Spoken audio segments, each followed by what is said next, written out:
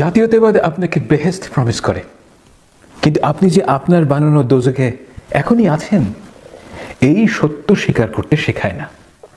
দেখবেন যে অমুককে নাই করে দিলে, তমুককে নিশ্চিহ্ন করে দিলে তাদের বেহেস্ত তৈরি হয়ে যায়। পাকিস্তানিরা না থাকলে, ইন্ডিয়ানরা না থাকলে, জামাত শিবির না থাকলে সব কিছুই পবিত্র হয়ে যাবে। তারা বোঝেই না যে জাতীয়তাবাদীদের বেহেস্ত আসলে স্টুপিডদের picnic paid by the tax payers. জাতীয়তাবাদের প্রধান সমস্যা হলো আদারিং। সে আপনার হৃদয়কে কঠিন করে ফেলে। কোনো ধরনের রেসপন্সিবিলিটি ছাড়াই জাতীয়তাবাদ আপনাকে ওনারশিপ প্রমিস করে। এই দেশ, এই মাটি, এই নদী সব আপনার, কারণ আপনার একটা পাসপোর্ট আছে। আপনি আপনার নিজের দেশকে নিজের সম্পত্তি বলে মনে করতে শুরু করেন, and you are not aware of it. যে আপনার মতো না, সে কে, সে কেন পৃথিবীতে এসেছে, এই প্রশ্নটাই আপনি ভুলে যান। আমি জানি যে আপনি মনে করছেন এই সমস্যাটা আপনার না, অন্য কারো। আমি এখন পর্যন্ত কোনো জাতীয়তাবাদী পাই নাই যার মধ্যে এই ঔদ্ধত্য নাই। এই যে অপরকে ছোট ভাবার প্ররোচনা, সেটা ধর্ম ও জাতীয়তাবাদ দুটোই দেয়, কিন্তু ধর্ম অন্তত আপনাকে সতর্ক করে সেটা না করার জন্য। জাতীয়তাবাদকে সিরিয়াসলি নিলে আপনি কোনোভাবেই এই মনোবিকার এড়াতে পারবেন না। একটা উদাহরণ দেই। ক্যানবেরায় একজন বাংলাদেশি গায়িকা আছে যাকে আপনারা সম্ভবত চেনেন না। জীবনে আমি আর কোনো নন প্রফেশনাল গায়িকা দেখি নাই যে ধরেন হিন্দি ফিল্ম ইন্ডাস্ট্রি কিংবা পাকিস্তানের কোক স্টুডিওর জন্য পুরোপুরি রেডি, এখনই গাইতে পারবে। অ্যামেজিং গায়িকা and a very sweet girl. ওর নাম হলো পারমিতা দে। এই মেয়েটা যদি একটু সাহস করে বাংলাদেশে চলে যেত, she would have been a household name. She is that good. কিছুদিন আগে ও মা হয়েছে, আমি খুবই খুশি হয়েছি। এখন আমি কিভাবে আমার শুভকামনা ওকে জানাব? ও হচ্ছে বাংলাদেশের হিন্দু মাইনরিটি, আমি মুসলমান, তাই majority. Although I really don't know in what capacity I represent the majority. But let's leave it like that. আমাকে ছোটবেলা থেকে শেখানো হয়েছে হিন্দুকে আদাব দিতে হবে সালামের বদলে, এবং হিন্দুর সাথে যে কনভারসেশন, সেখানে তাকে অ্যাকোমোডেট করার জন্য আমার মুসলমানি টার্মিনোলজিকে যথাসম্ভব পরিহার করতে হবে। ফ্রাউন্ড আপন। এটা একটা অনারেবল আইডিয়া, স্বীকার করি, কিন্তু রিয়েল লাইফে এর কি পারপাস আমি বুঝতে পারি না। অদ্ভুত এক সমস্যা সৃষ্টি করে। কিছুদিন আগে আমার ভাগ্নিরও মেয়ে হয়েছে, ঠিক আছে? ওকে আমি বলছি যে আমি আল্লাহর কাছে দোয়া করি যেন তোমার মেয়ে অনেক বড় হয়, আল্লাহ ওকে সুস্থ রাখুক। আই অ্যাকচুয়ালি মেন্ট ইট। কিন্তু পারমিতা যেহেতু হিন্দু, সেহেতু আমাকে একটা অ্যাপ্রোপ্রিয়েশনের ভেতর দিয়ে যেতে হবে। বলতে হবে ঈশ্বর কিংবা সৃষ্টিকর্তা তোমাদের মঙ্গল করুন। What's that supposed to mean? I don't have a clue. আমি তো জীবনে আল্লাহকে কোনোদিন সৃষ্টিকর্তা নামে ডাকি নাই। আমি তো মনে করি না যে আল্লাহ কেবল মুসলমানের কিংবা হিন্দুর আল্লাহ অন্য কেউ। আমি তো দোয়া করি আল্লাহ পারমিতার ছেলেকে অনেক বড় করুক। যেই দয়ার চাদর পৃথিবীকে ঢেকে রেখেছে, আল্লাহর সেই দয়া আমার মেয়ের মতো পারমিতার ছেলেটাকেও আগলে রাখুক। একদিন আমার মেয়ে তার বাবাকে হারাবে, পারমিতার ছেলে হারাবে তার মাকে। সেই অবর্ণনীয় দুঃখটা আমি চোখের সামনে দেখতে পাই। তাই আমি ওদের জন্য দোয়া করি আল্লাহ পারমিতার ছেলেকে রহমতের ছায়ায় আশ্রয় দিন। সত্যি করে বলেন তো, আমি যদি বলি সৃষ্টিকর্তা তোমাদের মঙ্গল করুক, would that be authentic? এই ফেক প্লেজেন্ট্রিজে কি লাভ? পারমিতা কি কোনোদিন আমার ওয়ার্মথ বুঝতে পারবে ভান করলে? ওর ছেলের জন্য আমার যে দোয়া সেটা একটা পিওর ইমোশন। এই পিওর ইমোশনের উপর কালচারাল অ্যাপ্রোপ্রিয়েশনকে স্থান দেওয়ার তাড়না হলো একটা মডার্ন অসুখ, ইউনিভার্সিটি এডুকেটেড মানুষদের অসুখ। এই অসুখের কারণ হলো আইডেন্টিটি পলিটিক্স, কিন্তু ফলাফল হলো লস অফ ইনোসেন্স। আপনি ভুলেই যাবেন যে পারমিতাও হয়তো চায় যে আপনি আল্লাহর কাছেই ওর ছেলের জন্য দোয়া করেন। ওর কানে সৃষ্টিকর্তা থেকে হয়তো আল্লাহ নামটাই বেশি কাছের মনে হয়। এই সম্ভাবনা আপনি এন্টারটেইনই করছেন না, কারণ আপনি আসলে অবচেতনে পারমিতাকে একটা মানুষ থেকে নিচে নামিয়ে শুধুমাত্র হিন্দু বানিয়ে ফেলেছেন। আপনি অ্যান্টিসিপেট করে বসলেন যে সে এতই ছোট যে কোনোদিনও আপনার শুভকামনা পড়তে পারবে না, অনুবাদ করতে হবে।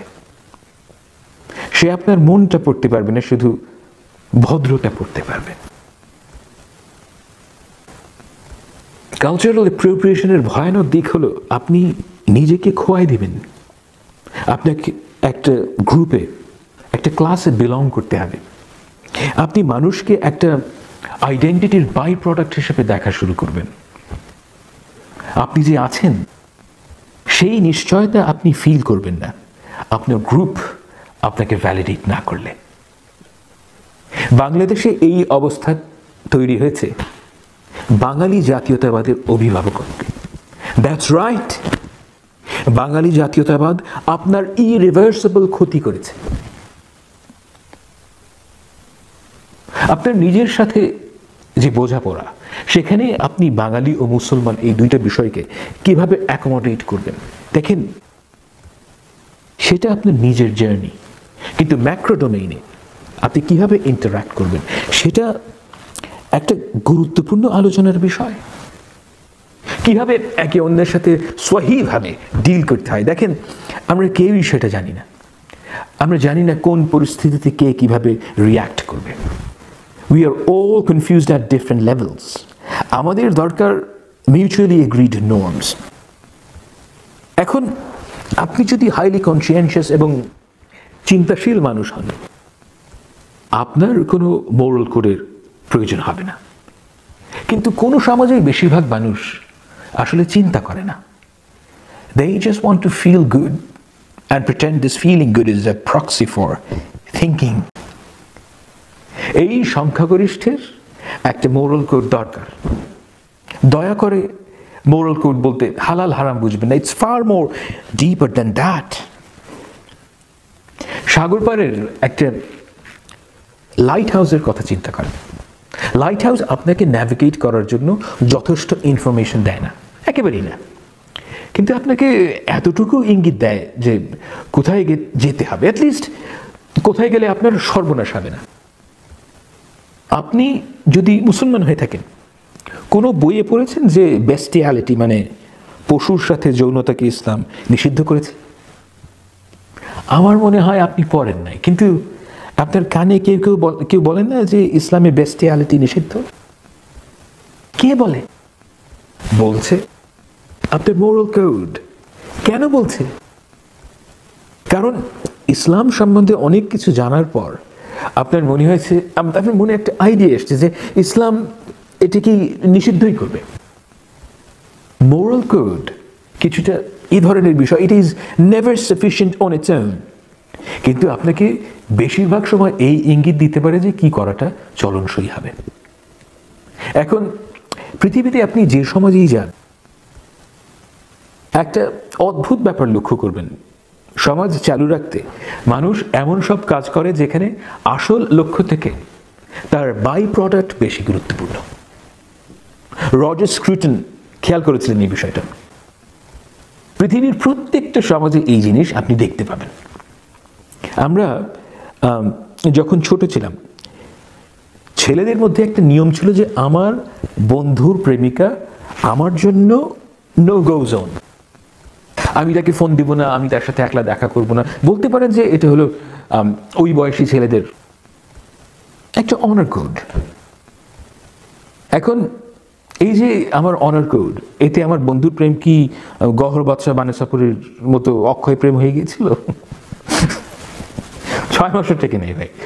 কিন্তু এই অনার কোডের বাই প্রোডাক্ট হলো trust and friendship, and that is important. ওটা এখনো টিকে আছে। আমরা ছোটবেলায় মাঠে গিয়ে ক্রিকেট খেলতাম। That cricket means nothing to me anymore. It has absolutely no relevance left for me. আমার আসলে কিছু মনেই নেই, কিন্তু ওই খেলায় পার্টিসিপেট করার কারণে যে টিম ওয়ার্ক, যে আনন্দ, যে ট্রাস্ট, যে মেমরি, যে বন্ধুতার সৃষ্টি হয়েছিল, as a by product, that is valuable. মাঠে যেতাম কিন্তু শুধুমাত্র ক্রিকেট খেলতে। এটা মানুষের স্বভাব। মানুষ আসলে প্ল্যান করে সম্প্রীতি গড়ে তোলে না, করাই যায় না এটা। অন্য অনেকগুলো কাজ করলে, যেগুলো একেবারেই সাধারণ কাজ, ওগুলো করলে এবং অনেক অকাজ না করলে সমাজে এমনি এমনি সম্প্রীতি তৈরি হয়। আপনি কোনোদিনও 1000টা ছোট কালচারাল অ্যাপ্রোপ্রিয়েশন করে সাম্প্রদায়িক সম্প্রীতি তৈরি করতে পারবেন না। It doesn't work that way. আপনি প্ল্যান করে সাম্প্রদায়িক সম্প্রীতি তৈরি করতে পারবেন না। হেলে দুলে আগুনের পরশমণি কিংবা নজরুলের শ্যামা সঙ্গীত গাইলে যারা মনে করেন যে সাম্প্রদায়িক সম্প্রীতি একদম চাগায় উঠবে ফলগু ধারার মতো, মানে তারা কিন্তু একটু গান্ডু আছে। পয়লা বৈশাখে নায়িকারা সিঁদুর পরে পূজা মণ্ডপে গেলে সমাজে সাম্প্রদায়িক সম্প্রীতির জোয়ার তৈরি হবে না।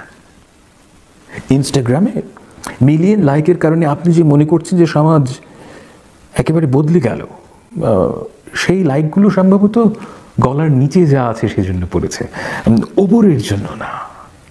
You know that, right? সাম্প্রদায়িক সম্প্রীতি হলো রুল অফ লর বাই প্রোডাক্ট। যেই মাটিতে রুল অফ ল ডেভেলপ করবে, সেখানে ধীরে ধীরে সাম্প্রদায়িক সম্প্রীতিও ডেভেলপ করবে। কাউকে শেখাতে হবে না। আপনি যদি মনে করে থাকেন যে শেখ হাসিনা বা শেখ মুজিব আপনাদেরকে অসাম্প্রদায়িকতা এনে দেবেন, you are in fool's paradise. Sheikh Hasina যে একটি কাজ পারেন সেটা হলো ইতরদের প্রলিফারেশন। এদের দিয়ে তিনি রুল অফ জাঙ্গল প্রতিষ্ঠা করেছেন। শেখ পরিবারের জন্য রুল অফ ল হলো অ্যানাথেমা। শঙ্কর মাছের চাবুক হলো শেখ পরিবারের কোট অফ আর্মস। খেয়াল করেন যে ক্রিকেট খেলার ওই বাই প্রোডাক্ট সম্ভব হয়েছিল শুধুমাত্র একটা কারণে, যে আমরা সবাই ক্রিকেট খেলার যে নিয়ম সেটা মেনে নিয়েছিলাম। এখন 22 জন যদি 22 রকমভাবে ক্রিকেট খেলতে চাইত, তাহলে কি হতো? আমরা ক্রিকেট খেলতেই পারতাম না, কিন্তু সেটা বড় সমস্যা না। ওই যে বললাম, আসল জিনিস মানে টিম ওয়ার্ক, বন্ধুতা, ওসব কিছুই তৈরি হতো না। মনে রাখবেন যে মোরাল কোড হলো ওই ক্রিকেট খেলার নিয়ম। যে আপনার মোরাল কোড শেয়ার করে না, মানে দর্শক, তার কাছে সবসময় ওই মোরাল কোড হাস্যকর মনে হবে, কারণ সে চিন্তা করছে এন্ড গোল নিয়ে, তার চিন্তা অবজেক্টিভ। সে আসলে চিন্তা করছে ক্রিকেট খেলার আইন কি এটা নিয়ে। কিন্তু মোরাল কোড নিয়ে সব ধরনের objective analysis end of the day আপনার কাছে অসম্পূর্ণ মনে হবে। কারণ ডাউন ডিপ ইনসাইড আপনি জানেন যে ক্রিকেট আপনি খেলতে গিয়েছিলেন ঠিকই, কিন্তু আপনার জীবনে আসলে কাজে দিয়েছে কি ক্রিকেট খেলার বাই প্রোডাক্ট, যেটা নিয়ে কোনো অবজেক্টিভ অ্যানালিসিস করা সম্ভব না। আমাদের সমাজে দেখেন কোনো ট্রাস্ট নাই। এই ট্রাস্ট না থাকার কিন্তু একটা হিউজ ইকোনমিক কনসিকুয়েন্স আছে। যেমন ধরেন, আপনাকে অফিস থেকে গাড়ি দেয়, আপনার নিজের একটা গাড়ি আছে এবং সেটার জন্য আসলে কোনো ড্রাইভারের দরকার নেই, মাঝে সাঝে ইউজ করেন, আপনি নিজেই গাড়ি চালিয়ে যেতে পারেন, কিন্তু আপনি 20,000 টাকা বেতন দিয়ে একটা ড্রাইভার রেখেছেন।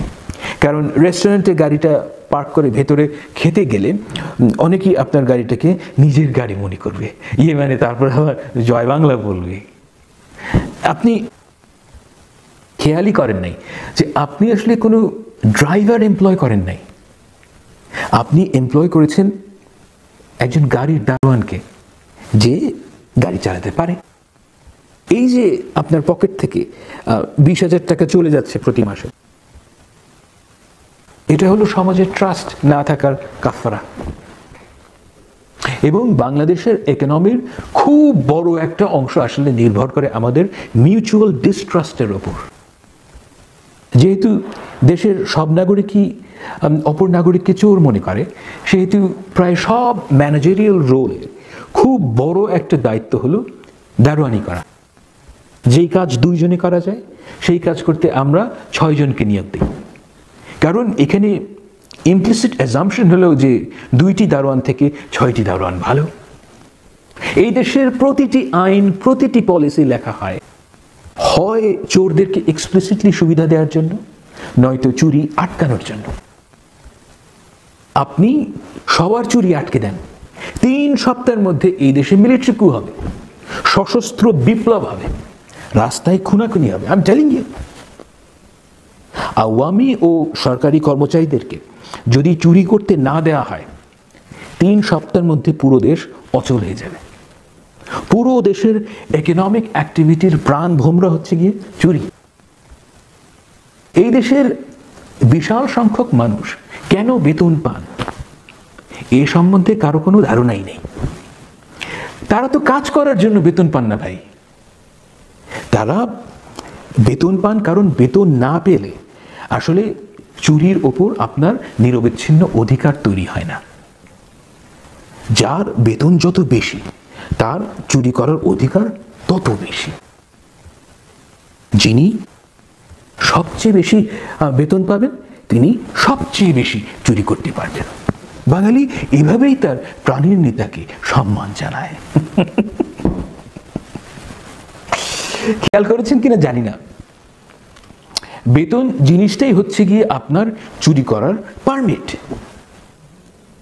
ধরেন যে আপনি বেতন পান না কিন্তু চুরি করলেন, আপনি নির্ঘাত জেলে যাবেন, তারপর ওরা করবে এবং আপনি যিনি বলে ব্যথা পাবেন। হ্যাঁ, যে বেতন পায় না সে আসলে চুরি করার জন্য সরকারিভাবে অযোগ্য ঘোষিত হয়েছে, যে কারণে সে চুরি করলে জেলে যায়। অপরাধের জন্য না, অনধিকার চর্চার জন্য। আর আপনি যদি বেতন পান, তাহলে সমাজের প্রতিটি মানুষ, রিক্সাওয়ালা থেকে নিয়ে 4 স্টার কিংবা মুজিব কোর্ট, সবাই আপনার চুরি করার অধিকারকে স্বীকার করে নেবে। চুরি একটা প্রিভিলেজ। এই প্রিভিলেজ আমরা শুধু তাকেই দেব যে বেতন পায়, শুধু তাকেই দেব।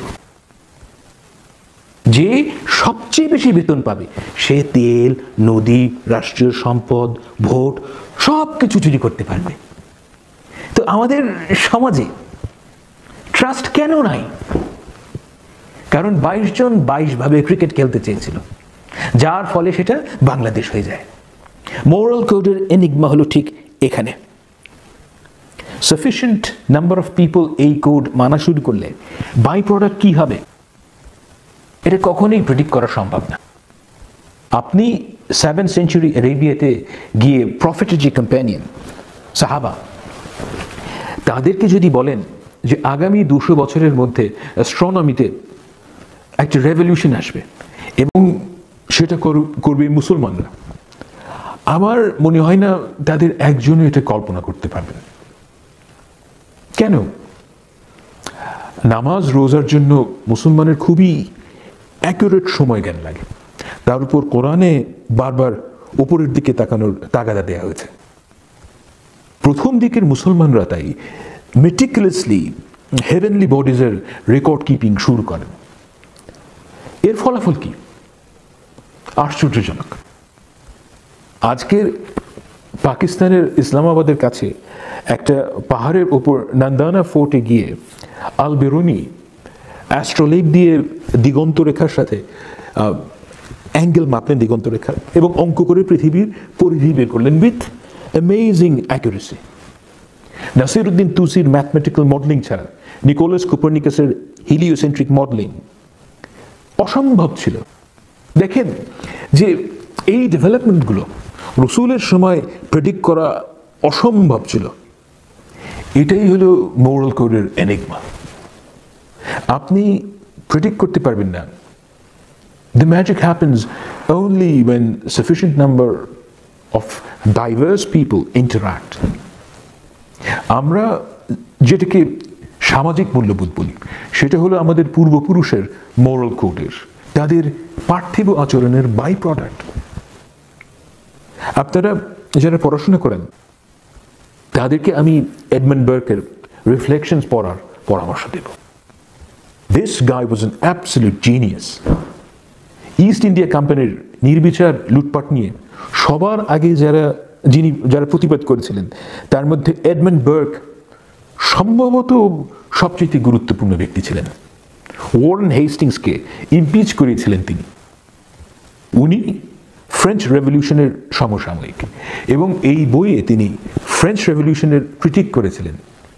দুর্দান্ত। ওখানে তিনি বলেছিলেন যে আপনি যে সোশ্যাল ক্যাপিটাল পান জন্মের সাথে সাথে, এইটা তো আপনি মুফতে পান, অর্জন করেন না। এই যে সোশ্যাল ভ্যালু যার মধ্যে আপনার জন্ম, এইটা তো আপনি এমনি এমনি পেয়েছিলেন। আপনার তো কোনো অধিকার নাই এটাকে খোয়ায় দেয়ার। এই জন্য যারা মারা গেছেন এবং যারা এখনো জন্ম নেয় নাই, বার্ক তাদেরকে সমাজের অন্তর্ভুক্ত করেছিলেন। এখন প্রশ্ন হলো, এই যে মিউচুয়ালি এগ্রিড নর্মস মানে গড়পড়তায় আমরা যাকে মোরাল কোড বলি, আমরা যদি সেটা ঠিক করতে না পারি তাহলে ওই ক্রিকেট খেলার বাই প্রোডাক্ট মানে সোশ্যাল ভ্যালু সেটা তৈরি হবে কিভাবে?